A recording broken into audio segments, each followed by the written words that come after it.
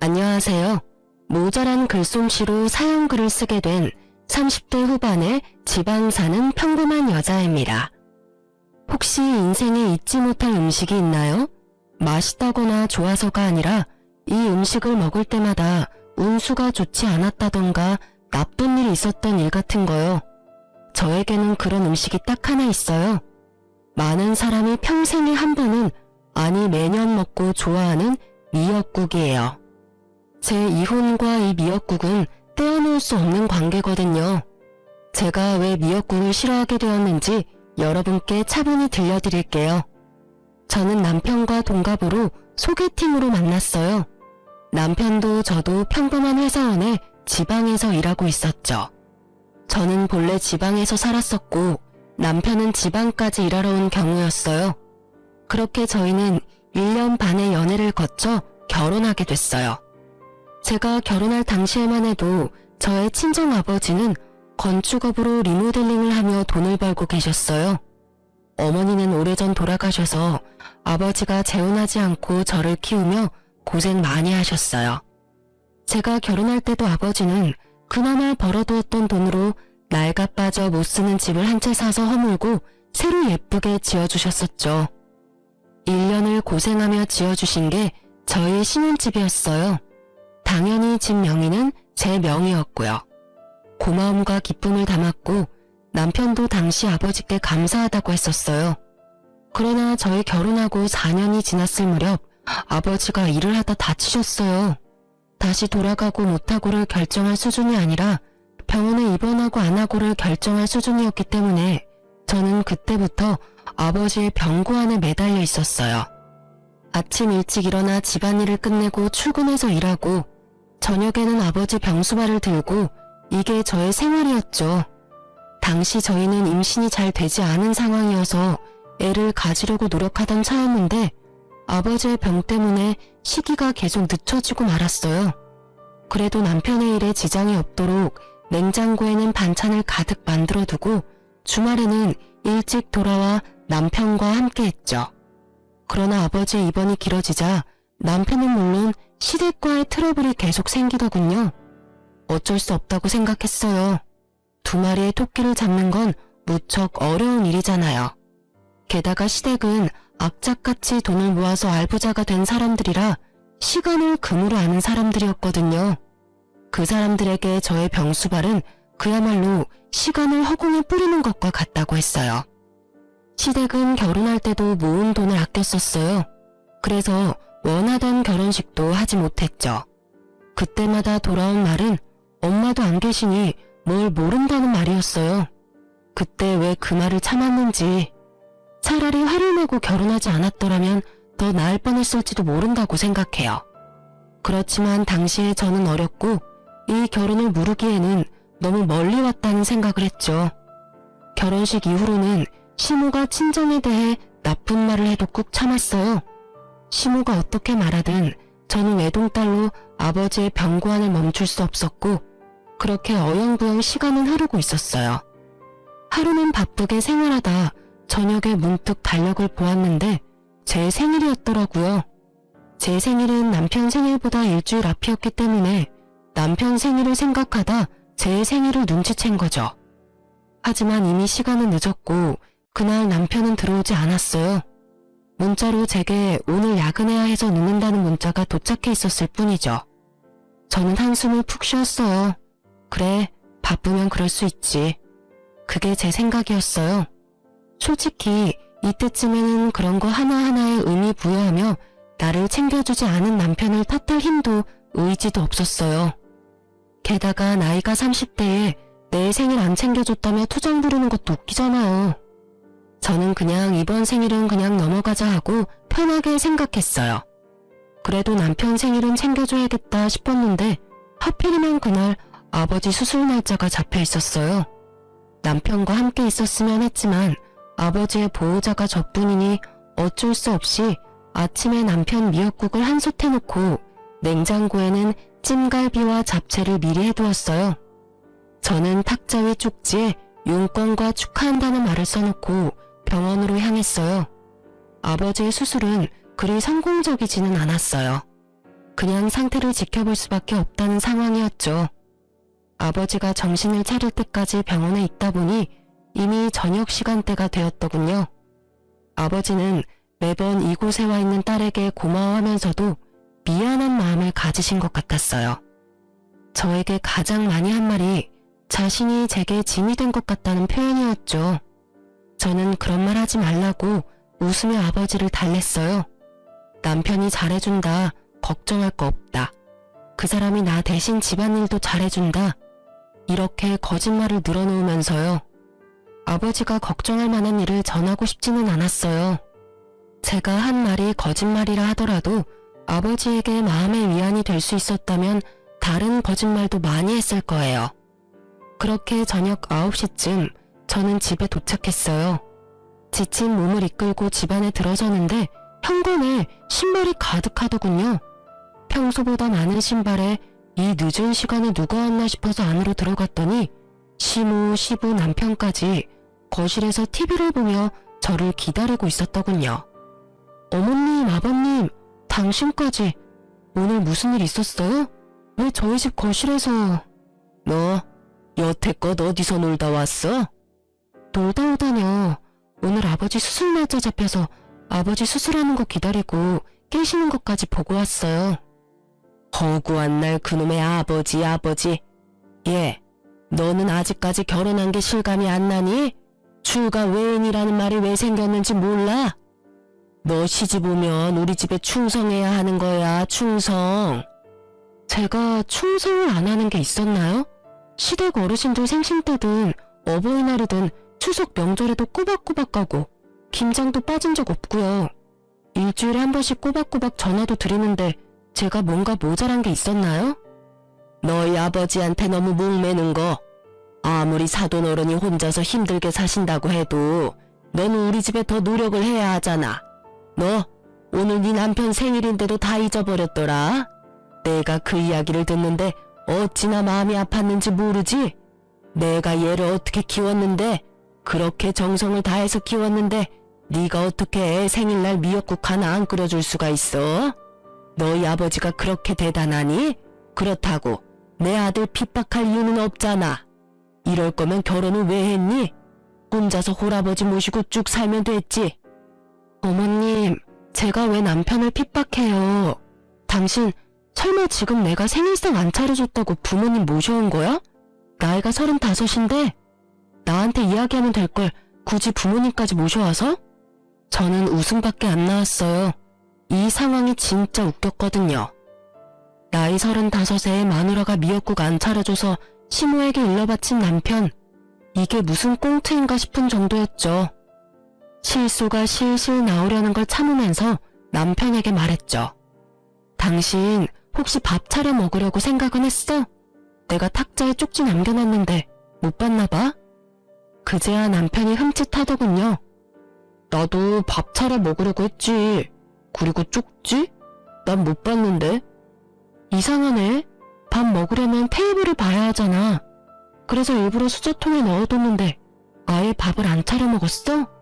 그리고 미역국도 한 솥 끓여놨는데 못 봤어? 지금도 그 자리 그대로 있는데? 저는 남편에게 미역국 솥을 가리켰어요. 남편이 말을 못하더라고요.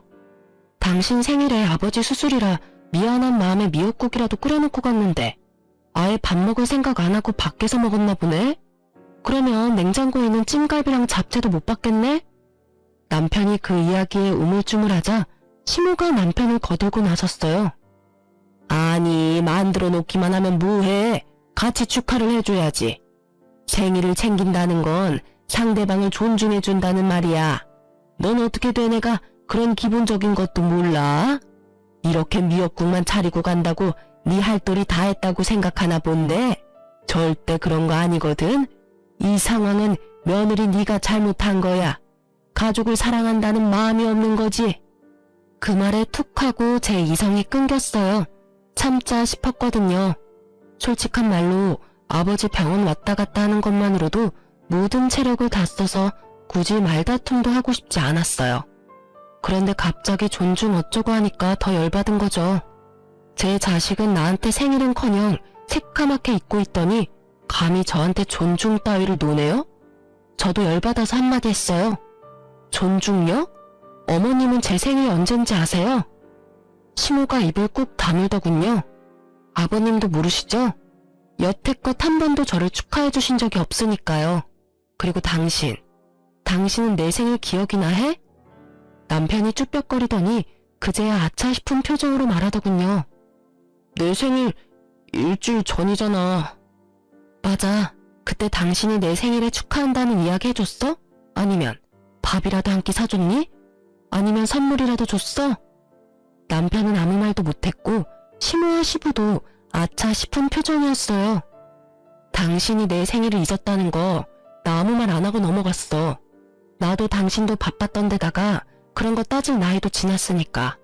근데 어머님 말씀 들으니까 화가 나네? 당신은 어떻게 나를 그렇게 존중할 생각이 없어? 아니면 나를 가족으로 생각을 안 한 거야? 아니면 아예 관심이 없었니? 제가 쏘아붙이는 말에 남편도 시모도 절절 매더군요. 시모는 본인이 한 이야기가 있으니 뭐라 하지도 못하고 남편은 잊어버린 게 본인이 맞으니 아무 말 못하고. 그런 건 아닌데. 아이씨, 엄마는 왜 별것도 아닌 거로 이렇게 집에 와서 난리를 쳐대. 그냥 조용히 넘어가도 됐잖아. 뭐? 네가 나한테 와서 며느리가 너한테 신경 안 써준다고 한마디 해달라고 그랬잖아. 뭐 결국은 그런 거죠. 남편이 또 나이값 못하고 시모에게 떼쓰더라고요. 일러 바친 남편이나 그 말 듣고 아들 집에 와서 며느리 잡는 시모나 50부 100부 똑같은 사람들이죠. 저는 그런 남편에게 말했어요. 하긴 아픈 장인 병원에 한 번을 안아보는 당신이 나를 가족으로 생각했을 리가 없지. 안 그래? 매번 내가 아버지 병원에 가는 걸 싫어했잖아. 그래서 매번 그걸로 싸우고. 솔직하게 말할게. 장인어른 아프다는 소리에도 병원 한 번 안 오는 너한테는 미역국 하나 끓여주는 것도 다행으로 생각해. 시어른과 남편은 제게 아무 말도 못했어요. 자기들이 하는 말을 그대로 돌려줬잖아요. 존중? 가족 사랑? 그게 없는 사람이 누군데요. 열받은 저는 멀뚱멀뚱한 세 사람을 두고 부엌에 가서는 아침에 만들어 놓은 미역국을 모두 싱크대 배수구 거름망에 촥 부어버렸어요. 그리고 다른 반찬들도 싹 다 꺼내서 음식물 쓰레기통에 확 부어버렸어요. 아깝다는 생각은 전혀 들지도 않고 그냥 그 순간은 속이 시원했어요. 내가 저런 남자한테 먹이려고 미역국을 만든 게 정신 나간 짓이지. 두 번 다시 내가 미역국을 만드나 봐라. 다 들으라는 식으로 크게 혼잣말하고 시원하게 쏟아붓는 미역국을 보니 그나마 막힌 속이 조금은 뚫리는 기분이었죠. 시모도 시부도 남편도 그런 저를 말리지 못하더군요. 결국 남편은 쭈구리가 돼서 방에 틀어박혔고 시부모는 부랴부랴 저희 집을 떠났죠. 저는 이때부터 남편에게 화가 나기 시작했던 것 같아요. 우리끼리 조용히 해결해도 될 일에 시부모를 끌어들이는 생각 없는 사람이 내 남편이라는 것도 너무 짜증났고요. 이렇게라도 정리가 돼서 다행이라고 생각하고 있었죠. 저는 이때 이 사람들이 제게 더 반박하지 않은 게 다 본인들이 잘못했다는 걸 깨달아서 그런 거라고 생각했는데 그게 아니라 다른 음흉한 생각이 있었던 거예요. 제가 그걸 알게 된 건 아버지의 3일장 마지막 날이었어요. 미역국 사건이 있고 몇 달 안 돼서 아버지는 결국 돌아가시고 말았어요. 너무 죄송한 마음이 많이 들었어요. 손주 한 번 안겨드리지도 못했고 맛있는 거 대접도 제대로 못 해드렸는데 이렇게 허망하게 가실 줄은. 저는 저대로 힘든 상황에 봉착했어요. 당시에 일을 하고 있었음에도 생활비를 제외한 돈은 거의 대부분 아버지의 병원비로 들어갔어요. 실비로 나온 것도 많았지만 그 외의 비용도 만만찮게 많이 들었었거든요. 결국 친정집은 아버지가 돌아가시고 완전히 폭삭 사라져버렸죠. 아버지가 노후를 보낼 생각으로 구해두었던 집은 결국 빚만 잔뜩 남긴 채 다른 사람에게 팔려갔고 딸인 제게 남은 건 몇만 원 남지 않은 아버지의 통장들이었죠. 이미 결제한 장례식 비용을 어떻게 갚아야 하나 걱정하던 중 남편과 시댁에서 저를 찾아왔더군요. 이제 막 모든 것이 끝나고 마음을 추슬러야 하는 이때 그들이 저를 데리고 간 곳은 한정식 가게였어요. 저는 처음으로 이 사람들이 고생한 나를 위해 이곳에서 식사를 대접해준다고 생각했어요. 여태까지 서운하고 힘들었던 마음이 천천히 녹아드는 기분이었죠. 하지만 이상하다는 생각도 했어요. 시부모와 남편 신우가 저를 무척이나 살피는 표정으로 바라보았거든요. 이상하게 생각하기는 했지만 깊이 생각하지는 않았어요. 아니, 생각할 여유가 없었다는 게 맞는 말일 것 같아요. 그렇게 한정식 코스 요리를 다 먹고 났더니 마지막으로 식사가 나왔어요. 그런데 제 식사에 미역국이 나왔더군요. 저는 주변을 보았어요. 나머지는 미역국이 아니었거든요. 제 생일도 아닌데 왜 미역국을 주나 싶었는데 식사가 얼추 끝났다 싶었는지 그제야 시무가 입을 떼더군요. 그래, 고생했다. 아버지 3일장 끝났으니 이제 한시름 놓을 수 있을 거야. 네. 그리고 우리가 네 생일날 무심했던 게 너무 미안해서 이곳으로 데려온 거야. 그러니 그 일은 잊고 새로 좋은 가족이 되어보자는 의미로 받아들이면 된다. 이 미역국이 그런 의미였나 싶어 미역국을 한술 떴어요. 입으로 미역국을 가져가려는데 시모가 말을 하더군요. 그리고 네 아버지가 돌아가셨으니 내가 너에게 제안할 게 있어. 너도 그리 나쁘지는 않은 이야기일 거다. 너 병원에 입원해 계신 내 시어머니를 알고 있지? 너의 시조모 말이다. 네, 여러 가지 질병으로 요양병원에 입원해 계신 건 알고 있어요. 너희 아버지 간병하면서 이래저래 병간호일도 몸에 붙었을 테니 이번에는 네가 너희 시조모 수발을 좀 들어줘야겠다. 저는 순간 당황해서 미역국을 먹지도 못하고 고개를 들어 시모 얼굴을 쳐다봤어요. 제가요? 그럼 너 말고 누가 있겠니? 다 늙어서 힘도 없는 이 시어머니가 아랴? 너 여태까지 네 아버지 수발 잘 들었잖니? 설마 지댁에서 시키는 거라서 하기 싫다는 건 아니지? 공짜로 하라는 건 아니다. 네 시조모 앞으로 보험금이 좀 있어. 그분이 자기 수발 드는 자식에게 그 보험금 전액을 수령인으로 해주겠다 하지 않니? 어차피 오늘 내일 하는 늙은이고 네가 일만 잘해주면 손쉽게 상속받을 수 있는 일이야. 당시 시조모는 간병사가 모시고 있었는데 시조모는 가족들이 자기를 버렸다고 생각한 것 같았어요. 그러면서 수발 들어주는 사람에게 남은 재산인 보험금을 주겠다고 했던 거예요. 시부의 형제자매가 이남 일녀였는데 하겠다고 나선 사람이 선뜻 없던 모양이에요. 그리고 아무 지식도 없는 큰아버지의 손주가 간병하러 갔다가 시조모에게 욕만 얻어먹고 쫓겨난 모양이라 이 사람들은 제가 그 역할에 딱 안성맞춤이라 생각한 모양이더군요. 눈앞에 미역국이 갑자기 꼴도 보기 싫어지면서 제가 여태 이 방에서 먹은 것들이 역겹게 느껴졌어요. 이 사람들이 내게 마음을 써줄 리가 없다는 게 너무나 확 다가왔거든요. 그럼 제가 시조모님을 모시면 그 수령이는 제 이름이 되는 건가요? 그건 아니지. 당연히 아들 이름으로 들어가게 되는 거지. 그럼 안 할래요. 할 필요가 없잖아요. 어차피 남편 이름으로 들어가면 저한테 한 푼도 안 떨어질 테니까. 여보, 무슨 소리야. 내가 당신 섭섭지 않게 잘 챙겨줄게. 부모님 나 당신 3등분 하면 딱 되지 않을까? 무슨 소리야. 왜 이야기가 그렇게 돼? 고생은 내가 다 하는데 당신이랑 시부모님은 왜 돈을 그만큼 가져가? 아, 지금 남의 돈 욕심내는 거야? 솔직히 그 보험금이 당신 돈은 아니잖아. 우리 할머니 할아버지가 모은 돈을 왜 네가 다 가져가려고 하는데? 그럼 나한테 시키지를 말아야지. 솔직히 나도 하고 싶은 마음도 없고 돈도 얼마 안 되는 것 같고. 안 그래? 그럼 그냥 그 돈 큰아버지나 고모님 주면 되지. 내가 안 하면 그 돈 구경도 못하는 건 그쪽이잖아. 당신도 말하는 거 웃기네. 내가 돈 욕심을 내? 욕심내는 게 누군데? 나야 일하고 정당하게 받는 거라고 치지만 당신이랑 어머님은 아무것도 안 하고 내가 고생한 거 홀라당 하겠다는 거랑 뭐가 달라? 재주는 곰이 부리고 돈은 주인이 받는다더니 딱 주인 노릇하려고 그러는 거 내가 모를 줄 알았어? 보자 하니까 사람을 아주 집안에 달린 식모처럼 부리려고? 야, 적당히 까불어. 누가 언제 너 식모처럼 부린대? 말 똑바로 해라. 돈 준다잖아. 솔직히 장인어른 아플 때는 돈 없이도 수발 잘 만들더니 왜 시자가 들어가니까 하기가 싫어? 솔직히 네 아버지 노가다로 돈도 못 벌고 고생만 했잖아. 돈 한 푼 없는 영감 모실 때는 효녀인 척 다 하더니 왜? 우리 할머니 보험금 많다니까 그 돈 탐나서 이런 식으로 뻣뻣하게 구는 거야? 너 지금 우리 아버지한테 뭐라고 했어?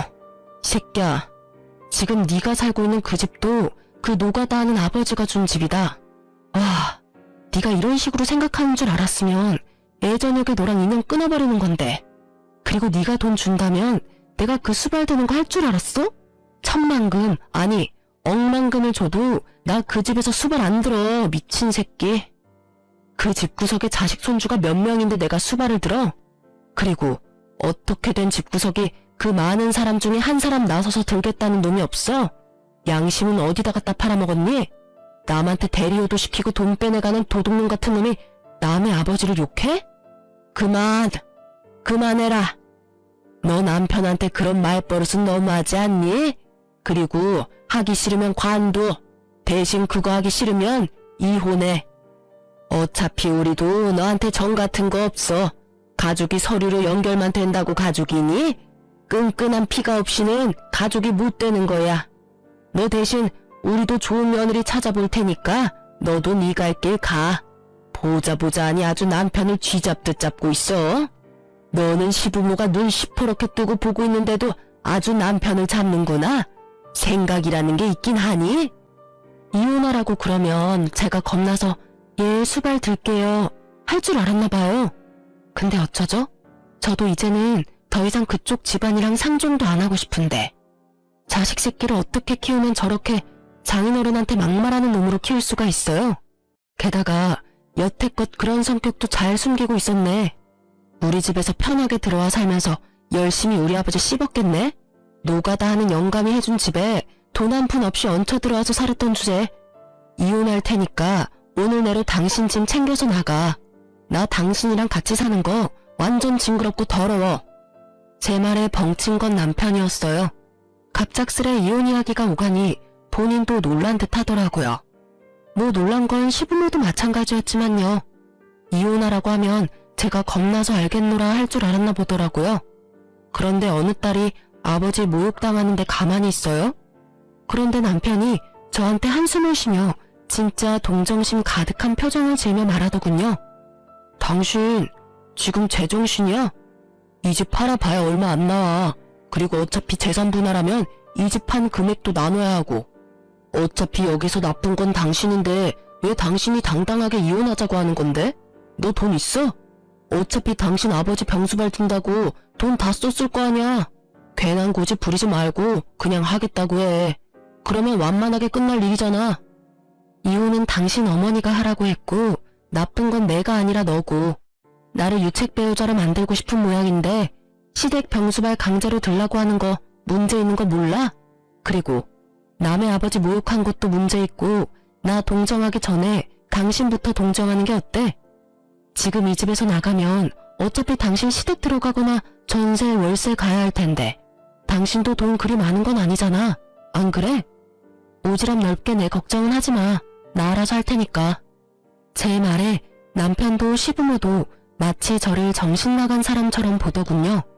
제가 이혼을 선택한 게 그 사람들한테는 어이없는 일이었던 것 같더라고요. 그렇지만 이 상황에서 어떤 여자가 시댁의 저런 요구를 받아들일 수 있겠어요? 돈 문제를 떠나서 남의 손으로 효도를 시키겠다는 그 마인드 자체가 잘못돼도 한참을 잘못된 거죠. 차라리 남편이 자기가 할 테니 나한테 조금만 도와달라고 했다면 제가 해주겠다고 했을지도 몰라요. 그런데 아예 저한테 모든 걸 맡기겠다고 하다니. 결국 저는 남편과 이혼 조정에 이르게 됐고 이혼은 생각보다 제게 유리하게 진행됐어요. 남편은 제가 집안일을 내버려두고 친정 일에만 열심히 한다며 저를 몰아갔지만 저는 그 사람들이 해달라고 했던 걸 알려줬죠. 병시중을 요구하고 장인어른을 모욕했던 걸요. 그것도 친정아버지 장례식 마지막 날에 그런 일을 했다고요. 변호사를 잘 만나서 그런지 저는 위자료와 집에 대한 소유를 인정받고 이혼하게 됐어요. 아이가 없어서 어떻게 보면 좀 더 깔끔하게 정리가 됐다고 봐야죠. 그리고 법적으로 서류상으로도 이혼이 정확하게 완료된 날, 저는 미뤄뒀던 일을 한 가지 해결했어요. 바로 아버지의 사망보험금을 타는 일이었죠. 아버지가 병원에 입원하고 통장 관리는 거의 제가 하고 있었는데 매번 아버지가 30만 원 정도는 통장에 넣어두라고 했었어요. 무슨 일인지 물었지만 아버지가 대답을 안 해줘서 자동이체라고는 생각을 했는데 그게 생명보험일 줄은 몰랐거든요. 그냥 실비랑 메디컬 보험만 있다고 생각했는데 알고 보니 생명보험을 여러 개 들어놓으셨더라고요. 하나당 금액은 얼마 안 되는데 다 합치니 1억 5천쯤 되었어요. 저는 받은 위자료와 신혼집 한 돈, 아버지 보험금 다 합쳐서 괜찮은 평수의 아파트를 샀어요. 그리고 제가 아파트를 샀다는 사실이 무척 빠르게 전 남편에게 전해졌더라고요. 제가 카톡 프사에 제 집 사진을 올리자 전 남편이 그날 저녁 바로 제게 만나자고 하더군요. 할 이야기가 있다면서요. 저는 전 남편을 만나러 나갔어요. 무슨 일로 만나자고 했어? 당신 왜 우리한테 말 안 했어? 장인어른 사망보험금 받은 거 당신 진짜 어이없네? 그걸 왜 숨겼어? 숨기고 자시고 간에 아버지 3일장 끝나자마자 나를 한정식 집에 가서 이혼하도록 만든 게 당신이랑 어머님이잖아. 아니, 보험이 있다는 걸 그 뒤에 알았는데 왜 내가 당신한테 그런 걸 이야기해야 해? 당신이야말로 어이없는 소리 하네. 남편의 행동은 아주 가관이었죠.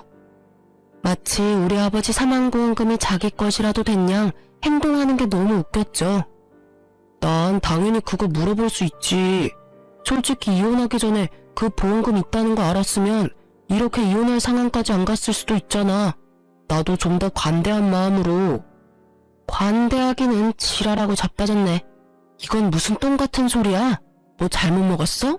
아니면 오늘 컨디션이 영 안 좋아?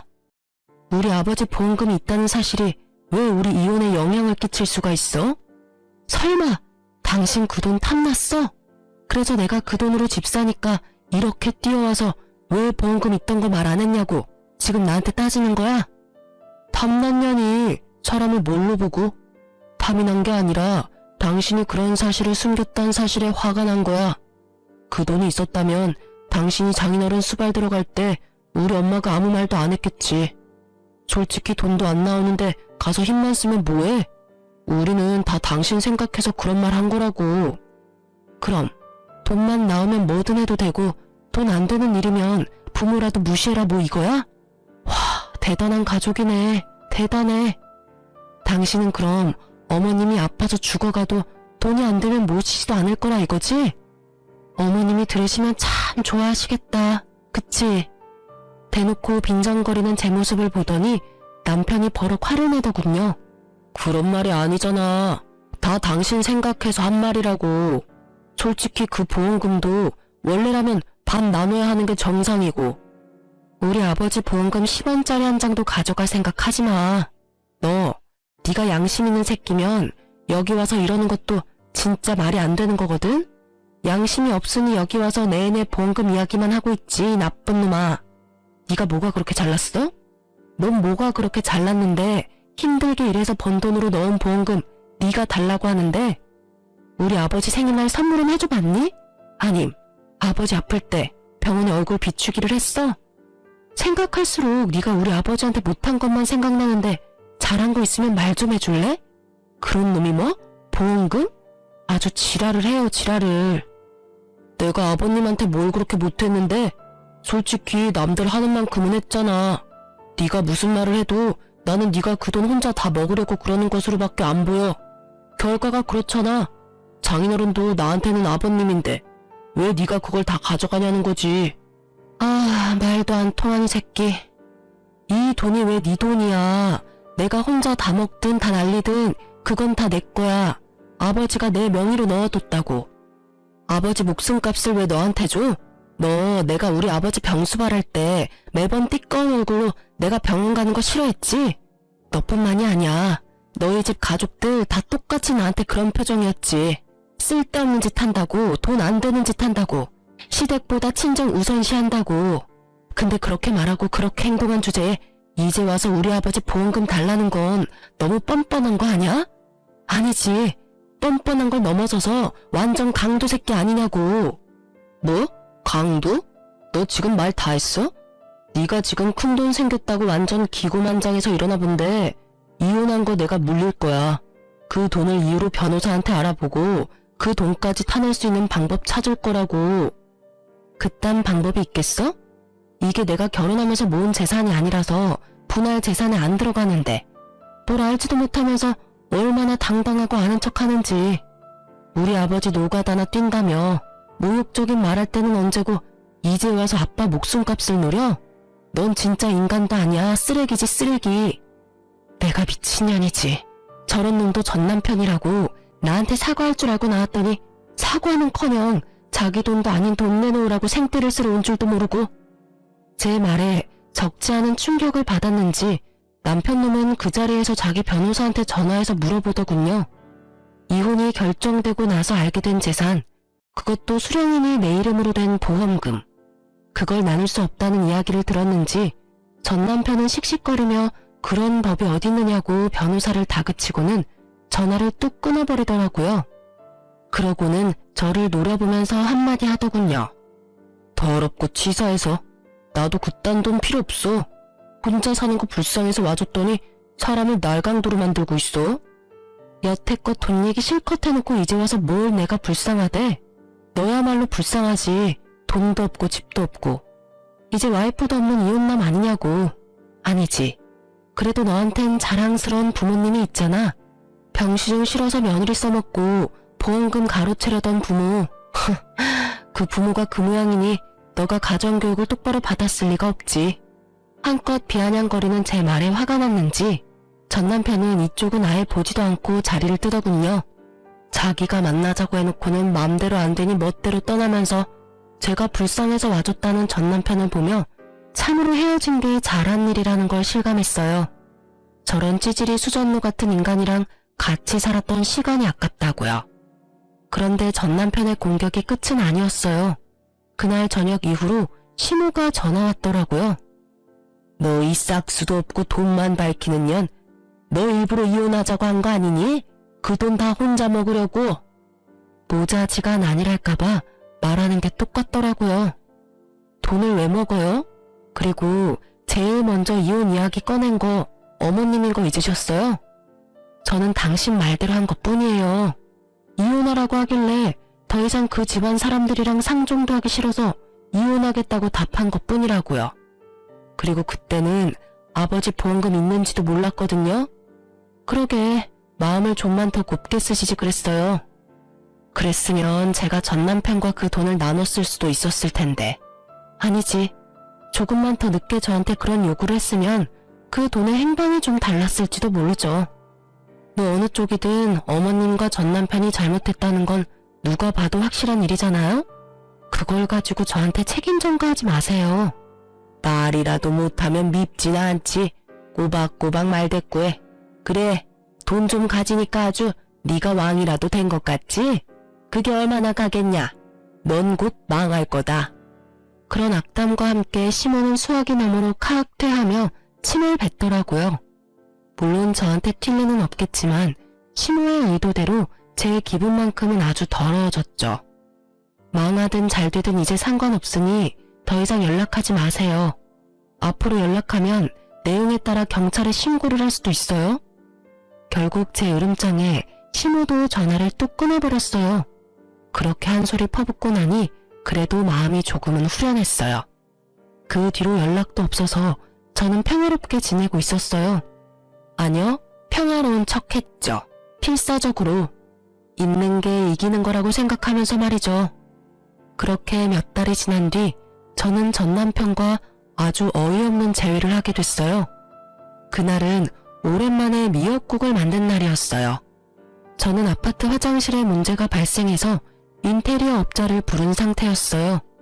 하는 김에 옛날식 인테리어도 확 바꾸려고 말이죠. 그런데 작업하는 분들이 들어오는데 전 남편이 있더라고요.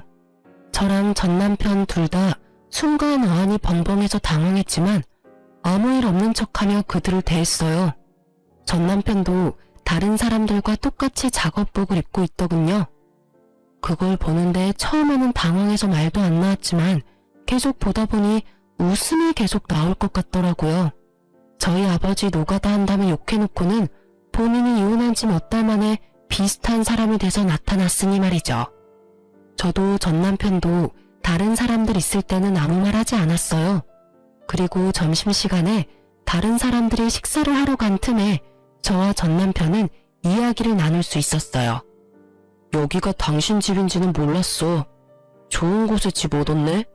그동안 잘 지냈어? 전 남편은 그동안에 도끼가 좀 빠진 모양이었어요. 마지막에 봤을 때는 그렇게 당당하게 굴며 못되게 굴더니 말이죠. 난 잘 지냈지. 직장도 집도 안정돼서 편해. 당신은? 여기 있는 걸 보니 할머니는 아직 살아계시나 보네? 할머니 돌아가셨어. 그 말에 살짝 저도 놀랐어요. 돌아가셨다니 안 된 일이지만 보험금 받아놓고 전 남편이 이리 사는 게 이상해서 물었죠. 당신 그때 할머니 모시러 간다고 하지 않았었나? 당신 어머님이 나한테 시주머님 모시라고 할 때 그때 이야기해줬었잖아. 그분 모시면 돈 나온다고. 아, 다른 사람이 결국 할머님 수발든 거야? 아니야, 내가 다 했어. 재혼하려니 시간이 촉박하고 어머니가 며느리한테 우리 목 나눠주느니 우리끼리 나누자고 하시는 바람에. 근데 알고 보니 다 거짓이었더라고. 뭐가? 거짓이랄 게 있어? 누가 거짓말을 했는데? 할머니가 가지고 계신다던 그 보험금이 아예 없는 거였어. 돌아가시기 전에도 이상하다 생각은 했었거든. 나가는 보험료가 얼마 안 되는데 그 큰 액수의 보험금이 있다니 말이야. 보험금 2억이랬나? 그때는 눈이 멀었었지. 그런 의심이 들었는데도 확인도 안 해보고. 아, 보험을 완납해서 그런가 보다 했거든. 근데 아니었어.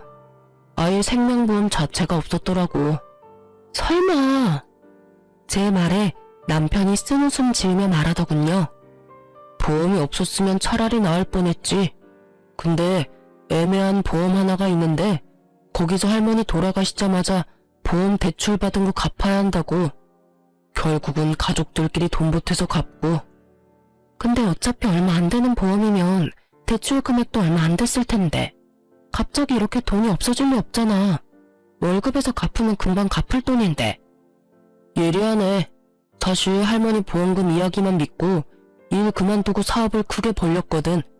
대출도 마구잡이로 하고 투자금도 여기저기서 끌어들였는데 결국 완전 망해버려서. 나 혼자 대출하고 투자금 받고 했으면 그나마 나았을 텐데 부모님 그 보험금 믿고 내 사업에 뛰어드시는 바람에 다 같이 망해버렸지. 부모님이 악착같이 모아놓은 돈 다 털어서 빚 갚고 나니까 남는 게 없더라. 집 하나 있던 것마저 넘어가 버린 데다가 할 수 있는 일이 없어서 배달일 했는데 여기저기 바쁘게 뛰어다니는 건 체력 때문에 힘들고 돈도 많이 안 돼서 결국은 노가다 하는 거지. 이야기를 듣고 있으니 아주 한숨이 푹 나오더군요. 이렇게 될 줄 알았다고 하면 참으로 나쁜 말일까요? 그래, 일은 몸에 맞아? 우리 아버지가 어떻게 돈 벌었는지 확인해보니 기분이 어때? 그냥 미안하다고 생각해. 내가 그때는 왜 그랬나 싶은 거지. 아주 복에 겨워서. 투정 부리다가 일 다 망친 느낌이야. 당신이 아버지 병시중 들면서 본가에 자주 왔다 갔다 했거든. 밥 먹으러도 가고 할 일 없으면 가기도 하고. 그랬더니 부모님들 생각이 나한테 옳은 것 같아. 너와 연애하고 결혼할 때는 내게도 그런 편견 같은 건 없었을 텐데 내가 왜 그랬을까 싶기도 하고. 솔직히 지금도 당신이랑 이혼한 건 모르고 싶기도 해. 그때 내가 한 선택은 온전한 내 선택이 아니었으니까. 그래서 말인데 당신도 여전히 혼자인 것 같고 나도 다른 여자는 없어. 이번에야말로 애 낳고 잘 살아보지 않을래? 결국 마지막에는 전 남편이 재결합 이야기를 꺼내더군요. 애가 없다는 게 이토록 다행이라고 생각할 줄이야. 아마 애가 있었다면 남편은 더욱 집요하게 저를 설득하려 했을지도 몰라요. 아니?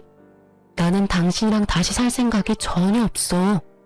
당신이랑 같이 살며 내 아버지한테 미안한 기분만 들거든. 그리고 당신이 아무리 바뀌어도 바뀌지 않는 게 있어. 이미 상처 입은 내 마음 말이야. 그건 어떤 걸로도 치유되지 못하고 어떤 식으로든 해결하지 못해. 재결합을 하면 더 단단하게 굳어질 거라고 생각해? 아니, 틀렸어. 재결합을 하면 아슬아슬하게 이어붙인 조각들이 언젠가는 예전보다 더 잘게 조각나고 말 테니까. 이쯤에서 그런 생각은 접어. 나는 당신이 사과했으면 됐어. 더는 관여하고 싶지 않을 뿐이야. 제 말에 전 남편이 고개를 떨구더군요. 자신의 제안을 거절해서 풀이 죽은 건지 화가 나는 건지 모르겠지만요. 이야기는 그 정도쯤에서 마무리가 되고 말았어요. 저는 전 남편이 떠나고 나서는 미역국을 모조리 싱크대 거름망에 다 부어버렸어요. 미역국이 마치 저에게 안 좋은 일만 가져다 주는 것 같아서요. 왜 꼭 그날이었을까 싶어요. 물론 우연이었겠지만. 그날 이후로 저는 미역국을 아주 극도로 거부하게 됐어요. 그리고 그 이후로 저는 연애를 하는 중이에요. 사람으로 받은 상처는 사람으로 덮으라는 친구의 말을 듣기로 했거든요. 솔직히 한번 이혼한 여자를 받아주려는 사람이 있기는 할까 싶었는데 세상에는 저보다 더 어이없는 일로 이혼당한 남자도 많더라고요. 그런 남자 하나 만나서 지금은 연애도 일도 하며 즐겁게 지내고 있어요. 지금 만나는 남자도 이혼남인데 상대방은 애가 있다는 점에서 저도 망설이고 있기는 해요. 다정하고 친절하고 가족들도 모두 친절하고 상냥한 사람이라 제가 미역국을 엄청나게 싫어하는 걸 알고는 매년 생일에는 미역국 대신 케이크로 생일을 축하하자고 해주는 사람이죠. 그래서 웬만하면 놓치고 싶지 않아요. 그렇지만 한편으로는 이런 생각도 해요. 제 전 남편도 처음부터 그렇게 나쁜 사람은 아니었다는 걸요. 그 사람도 처음에는 뭐든 이해해주고 같이 고민해주는 착한 사람이었거든요. 시간이 흐르면서 변하는 사랑만큼 추한 건 없는 것 같아요. 사랑이 우정이나 정이 된다면 모를까. 저처럼 사랑이 원수가 되면 끝맛이 참 씁쓸하거든요. 그 사람과의 좋은 추억은 여전히 가슴에 있지만 그런 가슴에 못을 박아버린 것도 그 사람이니까요. 그 뒤죽박죽인 상황을 해결도 못하고 끙끙거리면 결국은 손해는 본인만 받잖아요. 그러니 여러분 속으로 앓고 계시지 마세요. 속병 생겨요. 저는 다 털어내고 마음만은 편하게 살고 있어요. 여러분들도 편안한 하루하루를 보내셨으면 좋겠어요. 글 읽어주셔서 감사합니다.